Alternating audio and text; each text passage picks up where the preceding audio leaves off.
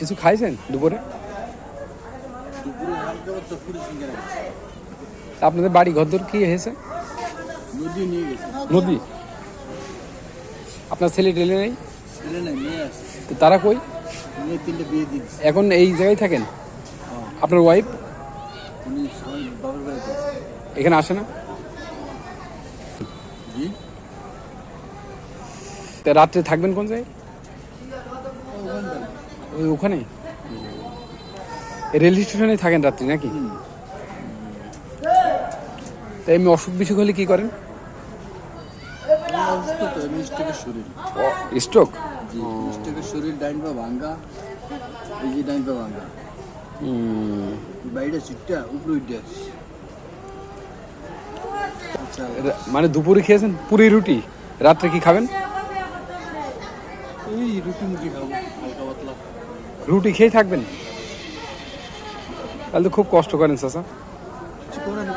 হ্যাঁ, চলে যাওয়ার সময় কষ্ট তো করতে হবে। আল্লাহ পাক কবে কখন প্রয়োজন লাগে, যখন দরকার লাগে তখন তো নিয়ে যাবে।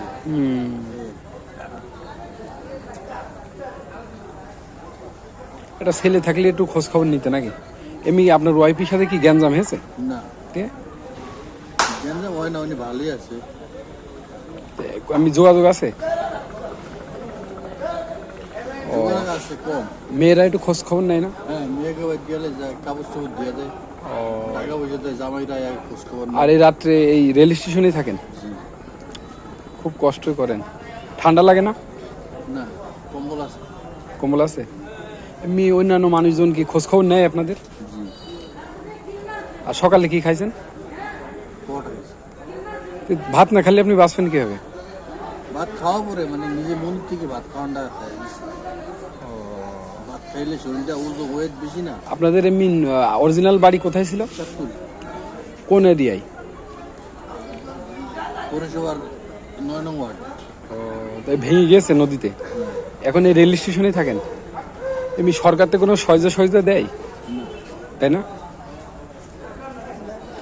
ও, ওই পাটা কি হয়েছে? পা ভেঙে গেছে, বাড়িটা ছিটে আছে। গোসল টোল করেছেন? রেগুলার গোসল করি। করেন? কোন জায়গায় করেন গোসল? নদীতে রেগুলার। বৃষ্টি টিষ্টি হলে কি করেন? বৃষ্টি হলে এখানে থাকি। এখানেই? নিজেদের কাছে খারাপ লাগে না যে এই খোলা মাঠে শুয়ে থাকেন? অনেক সময় লাগে, অনেক সময় লাগে না। এখন তো লাগলো আল্লাহ পাকের দিকে। এখন তো বয়স হয়ে গেছে, যে এখন তো একটু রেস্ট থাকার দরকার। কিন্তু এই যে রেল স্টেশনে রয়েছেন, জীবনযাপন তো খুবই কষ্ট হয়ে যায় না?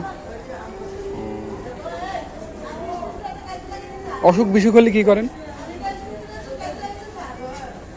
ওই ধৈর্য নিয়ামত, ধৈর্য নিয়ে থাকেন। ক টাকা দিলাম? তো ঠিক আছে, তাহলে ভালো থাকেন। হ্যাঁ।